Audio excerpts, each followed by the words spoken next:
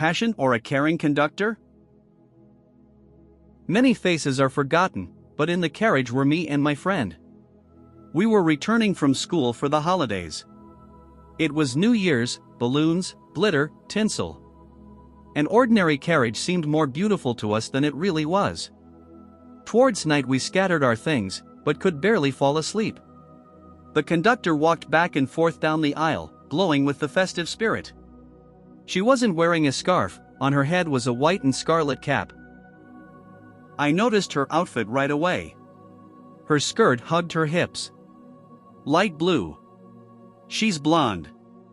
A bob haircut, even though it's freezing outside.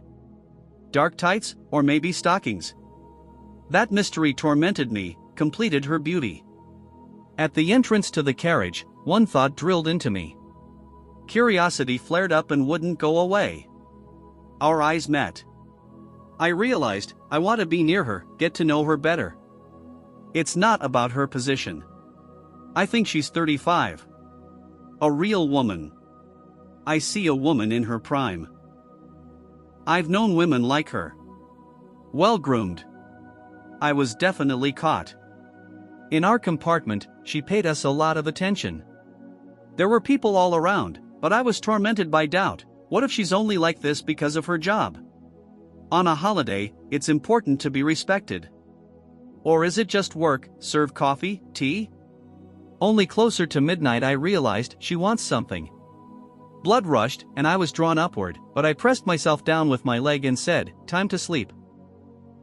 She signaled me with her eyes. That had to be taken into account. Her blouse had a row of buttons. I want to look further, but what if she says, "Leave me alone"? Looking ahead, my instinct didn't deceive me. The guys went out to smoke. She says to me, "Buy a bottle." There was wine for 1.5, but she needed that specific one. I didn't like that wine and answered jokingly, "We'll see." Meanwhile, I looked at her, glanced at her chest, as if to say, "Don't wait for the bottle." Even in the dim light, she saw everything. She accepted my audacity calmly and smiled.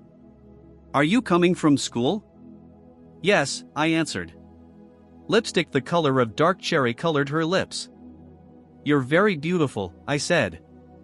"Thank you, I'm flattered," she said, looking out the window. "If you change your mind, come by. The night is ahead." I knew I wouldn't buy the wine. Why bother for nothing? I told her, "Everything will be fine, don't worry. Laura, if you don't mind, I'll come by not for work. To chat and then sleep. Don't be offended. I'll make you laugh a little, I'll drop by in half an hour. You've already taken me prisoner a long time ago."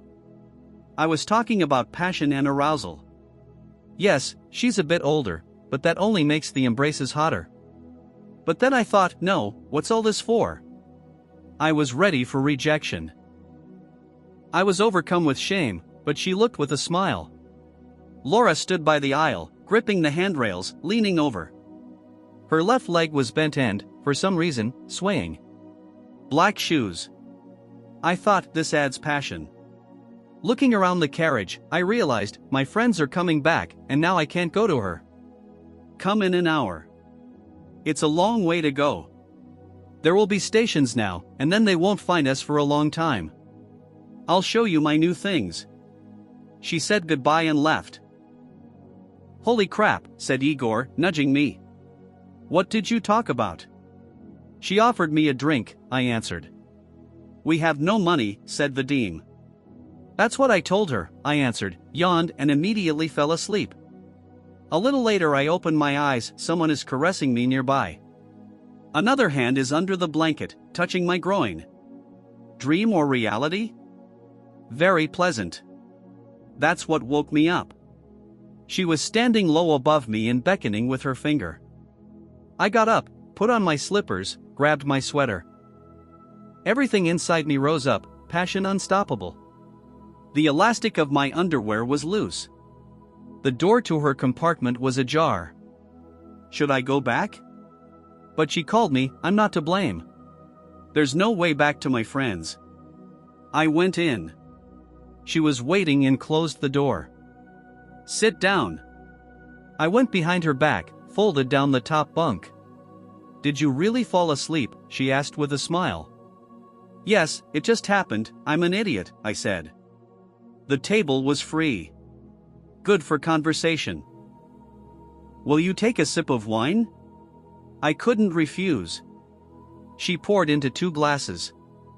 Laura became desirable to me. Can I say it like it is? Go ahead. Your legs in tights are beautiful. Or is it stockings? Either way, they excite me. They rub against each other so invitingly. I'm delighted. I want to touch, even for a moment. I looked into her eyes. What else to say? I looked at the glass. Stockings, Sasha? If you want to touch, I don't mind. I was pierced from my feet to the top of my head. But my hand was already on her leg. Lust burned. I lowered myself between her knees, sweet captivity. The next moment, she parted them. Further words are unnecessary, no fear. My palm slid further, her skirt exposed her thigh. Laura leaned back against the wall, offering herself to me. She threw her legs wider, her fingers squeezed her flesh.